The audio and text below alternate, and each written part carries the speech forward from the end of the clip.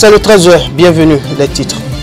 Après un premier cas révélé par les autorités sanitaires le lundi dernier, le Bénin enregistre un second cas de coronavirus. L'information a été confirmée ce mercredi par le secrétaire général du ministère de la Santé. Plus de précisions dans cette édition.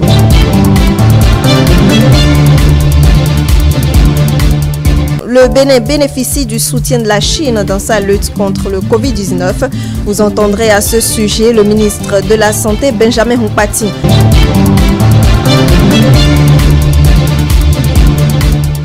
Et puis certains hommes politiques se sont également exprimés sur le coronavirus. Au micro de nos reporters, ils ont mis l'accent sur les mesures à prendre pour éviter ce virus en sensibilisant la population.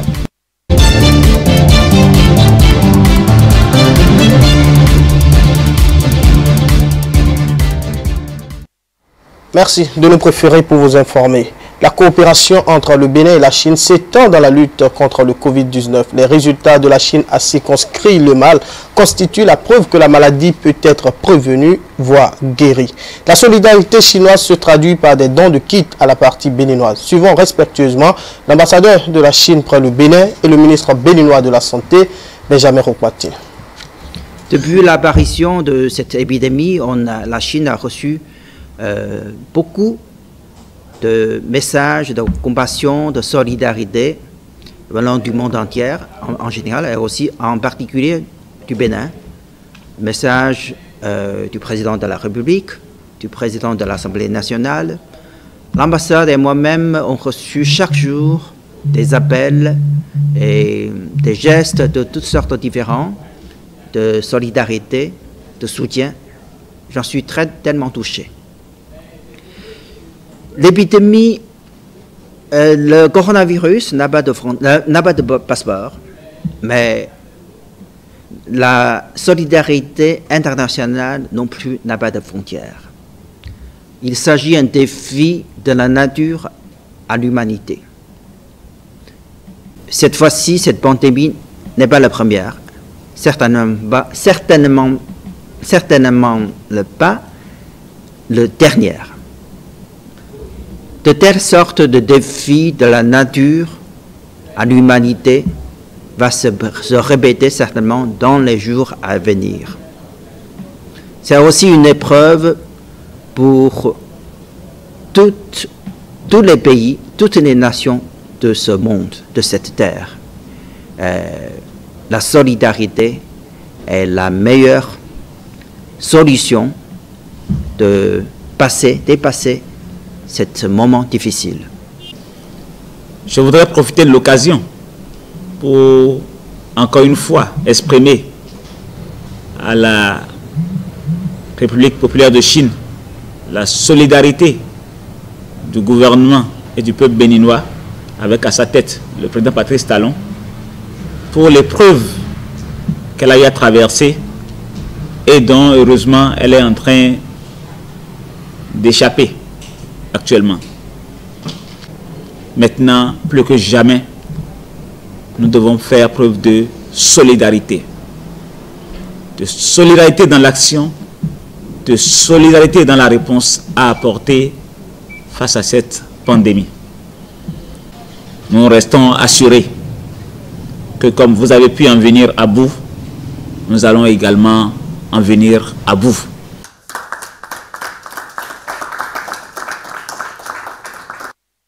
Après le premier cas révélé lundi 16 mars 2020 par les autorités sanitaires, le Bénin a enregistré un second cas de la pandémie de coronavirus. Le secrétaire général du ministère de la Santé a confirmé ce mercredi 18 mars 2020 le cas d'une jeune Allemande. Suivez.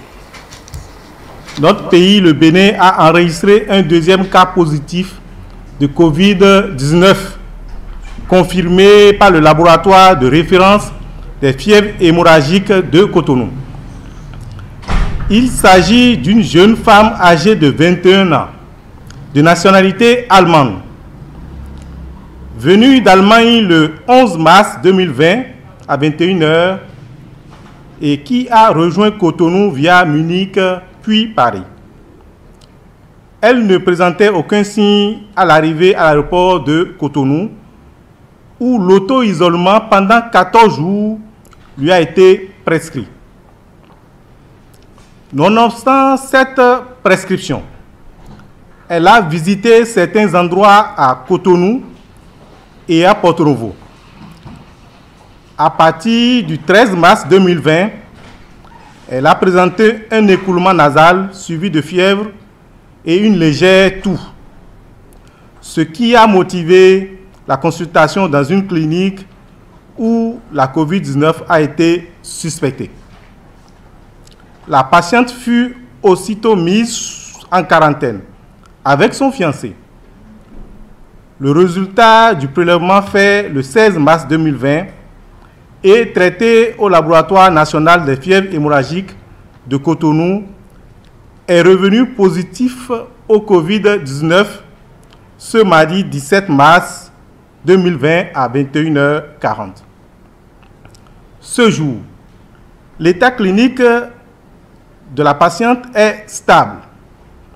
Son fiancé qui l'accompagne est également mis en quarantaine. Le recensement des contacts démarré le lundi 16 mars 2020 a permis de recenser 16 contacts directs en communauté. Chers compatriotes, ce deuxième cas rappelle à notre attention combien la menace est profonde et donc la nécessité de se conformer plus que jamais aux règles de précaution et de prévention prescrites par le ministère de la Santé et le gouvernement du président Patrice Talon.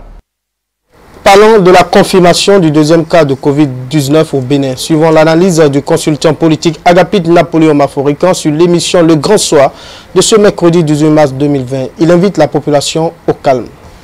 L'actualité au Bénin, comme un peu partout dans le monde, est marquée par le coronavirus. Un deuxième cas au Bénin annoncé par le secrétaire général du ministère de la Santé. Une jeune Allemande de 21 ans qui s'était mise en auto-isolement est confirmée atteinte du coronavirus par les analyses.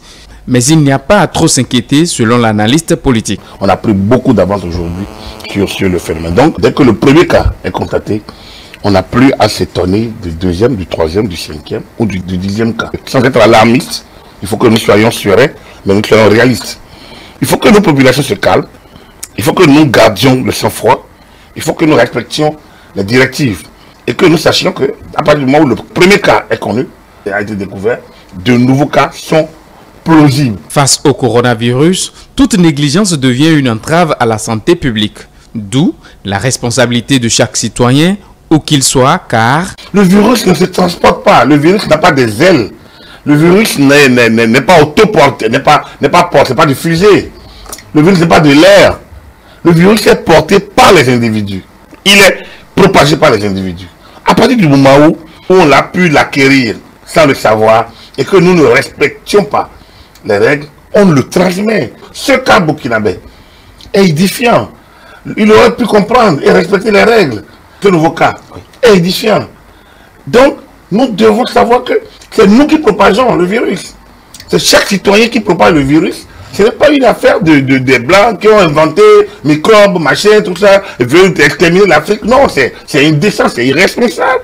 La lutte contre le coronavirus, il faut le manifester de façon claire comme le recommande le consultant politique devenu pédagogue. Vous rentrez, lavez-vous d'abord systématiquement les mains à l'eau coulante et au savon et commencez déjà par respecter cette règle.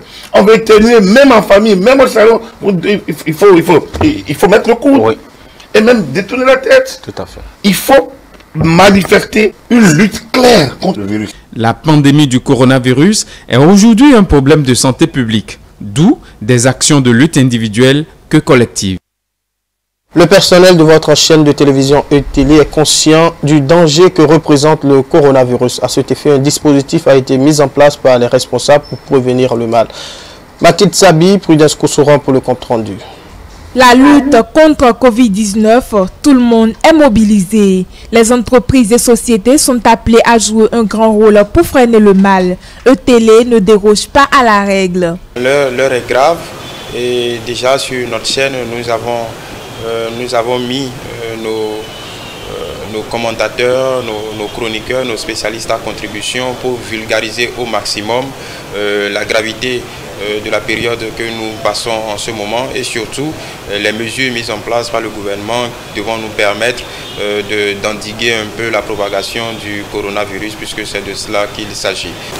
Effectivement, comme tout citoyen, aussi journaliste, nous savons à peu près comment cette maladie est en train de se manifester. Et je dis, c'est vrai, nous avons suivi le Conseil des ministres qui a pris certaines mesures, surtout par rapport à cette épidémie Covid-19 qui sévit dans le monde. Se laver les mains à l'eau et au savon, utiliser du gel pour se désinfecter les mains ou encore garder une distance de 1 mètre vis-à-vis de son interlocuteur sont entre autres les mesures prises dans les locaux de la télévision. Personnel ainsi qu'invités sont tous soumis à la règle. Je crois que comme prévu ici, je me suis dit à laver les mains, j'ai mis des gels pour me protéger et aussi dans des cache-nez. Je crois que nous profitons de cette occasion pour inviter tout le monde à faire pareil pour la préservation de la santé de tous. Par rapport à cette maladie, on nous a dit de garder une distance au moins 1 mètre par rapport à nos... En tant que journaliste, c'est un peu difficile pour nous, mais on essaie d'observer. On nous a demandé aussi de porter des gants et aussi d'ajouter des cache-nez. Ce que nous faisons, mais comme ce n'est pas de notre habitude, c'est un peu difficile à nous d'observer. Nous avons déjà implémenté toutes ces mesures, ces règles d'hygiène de base qui devraient permettre à nos collaborateurs de travailler sans crainte dans un environnement sain. Un dispositif à l'entrée pour que les collaborateurs puissent se désinfecter les mains, se laver les mains au savon, à l'eau coulante, et un autre dispositif devant permettre à nos invités, puisque nous en avons beaucoup, au gré de nos émissions, de se désinfecter également les mains en usant d'un gel hydroalcoolique. Pour s'assurer du bon respect des dispositions prises, un agent de sécurité est sur place et veille au respect strict des règles. Il y a un bon esprit de collaboration depuis le premier responsable de la maison jusqu'à l'échelle le plus bas. On essaye quand même de garder tout le monde dans cette même dynamique et il y a un personnel dédié strictement pour faire respecter cette règle. Outre ces mesures, les outils de travail sont aussi désinfectés, ainsi que les poignées des portes. Contre toute attente, le gouvernement n'a pas fermé les écoles comme l'ont fait certains pays de la sous-région dans les mesures de lutte contre le Covid-19. Une équipe de notre rédaction est allée donc s'imprégner des mesures de prévention au niveau de quelques établissements. Reportage. Le gouvernement a pris des mesures drastiques contre le Covid-19, sauf la fermeture des écoles. Peut-être parce que la situation n'est pas alarmante ou encore qu'elle est sous contrôle au regard des dispositions prises. Ce qui est clair, c'est l'observance par les élèves des mesures de prévention. Ces mesures sont d'ailleurs affichées un peu partout sur les murs des établissements. La règle générale est « lavez-vous les mains » et le dispositif pour y parvenir est disposé à des endroits stratégiques. Il y a encore coronavirus, c'est pourquoi on est là. Ce matin, on lave les mains avant de manger, après manger, on lave.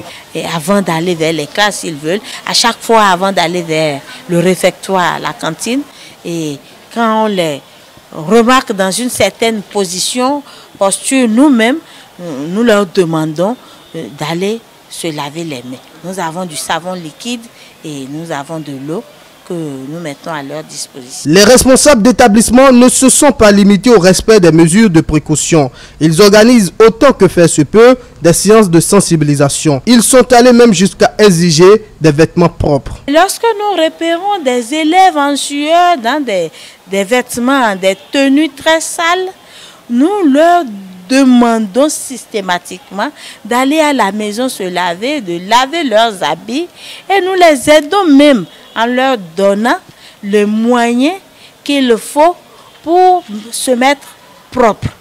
Nous avons tenu une séance de travail avec tous les enseignants pour leur parler de ces informations sur les mesures préventives et pensons organiser une assemblée générale avec les parents. Que ce soit les enseignants ou les parents d'élèves, la décision du gouvernement de ne pas fermer les écoles est saluée. Toutefois, ils restent prêts à une éventuelle fermeture car cela ne serait que pour leur bien-être. Si le gouvernement jugeait cela nécessaire, on va s'y plier. Mais pour l'instant, nous estimons que bon, on peut encore tenir le coup.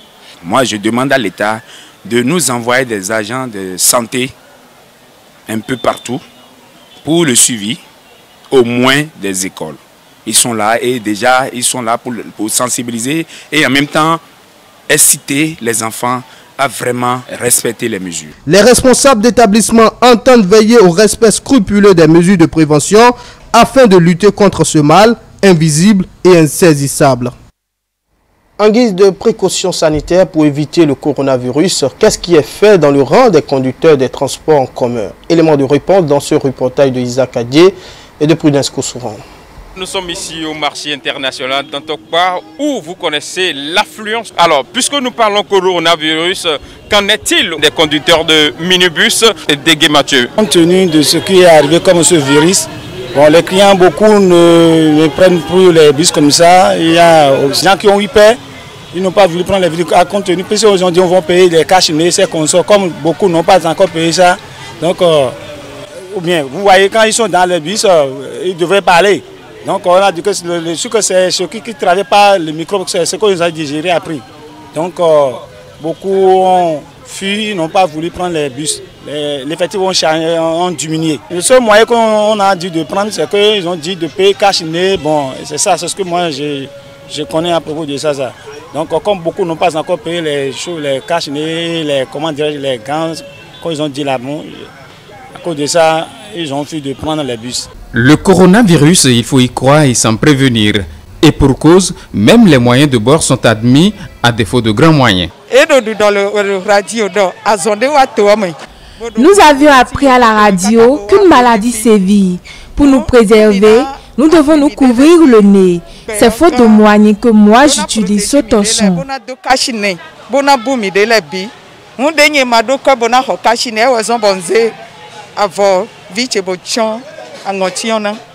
Au niveau de certains parcs de minibus, la sensibilisation se fait en des heures creuses. Des conducteurs n'hésitent même pas à passer quelques messages de sensibilisation à l'endroit des passagers. La première des choses que je leur demande de se protéger le nez et de ne pas se coller de trop, laver bien les mains, à chaque fois désinfecter leurs mains avant de manger, de ne plus saluer les gens avec... de ne plus serrer la main aux gens. Donc il faut chaque fois prendre de l'eau chaude le matin. Bon, moi, il y a des conseils à la maison de donner de l'eau chaude tous les matins à mes enfants avant d'aller à l'école. Donc c'est à peu près ce que je dis. Ok, bon, Amini, Joe. Ensemble, on est plus fort. Face à la pandémie du Covid-19, seule une lutte collective pourrait donner un résultat efficace. Et puis, toujours dans le cadre du Covid-19, certains hommes politiques se sont exprimés ce mercredi. Ils ont mis l'accent sur les mesures à prendre pour éviter ce virus en sensibilisant la population. Diane Christelle Oniodien, Latif Ouboni, Jean-Marie Kedolo.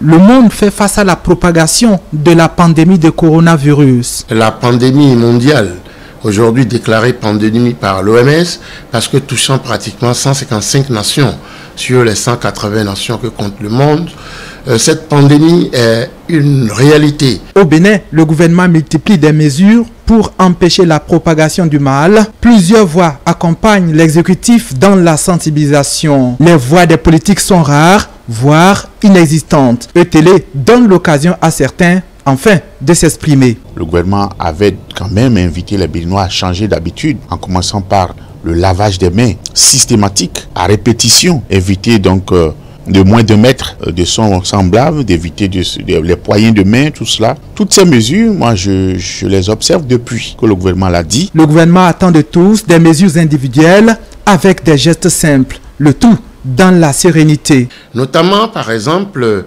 se munir des gels antiseptiques, comme celui que j'ai devant moi actuellement, qui permet d'éliminer les bactéries qu'on pourra contacter lors de nos différents déplacements, etc. Et tout.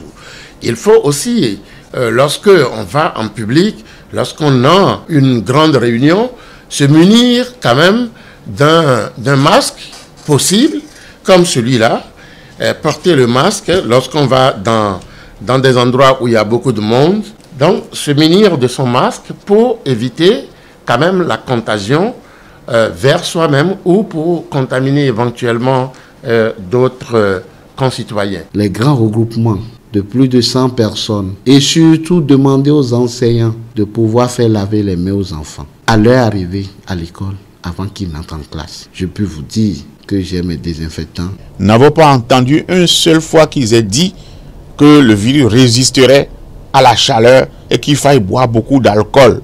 Donc ça, c'est des rumeurs de l'intoxication. Il ne faudrait pas que nous cédions à cela, mais obéissons à la parole officielle. Les élèves qui vont aux différents examens n'ont pas à paniquer, que chacun se prépare comme s'il allait aux examens. Qu'on ne dise pas, on ne présage pas de ce que éventuellement il y aurait report pour baisser les bras dans la préparation, mais qu'on continue de se préparer comme si l'examen devait se tenir à bonne date. Des politiques, véritables influenceurs, leur participation à la lutte et aux appels à une prise de conscience face au Covid-19 devrait faire effet. C'était le journal de la rédaction. Merci de l'avoir suivi. N'oubliez pas de vous désinfecter les mains. À bientôt.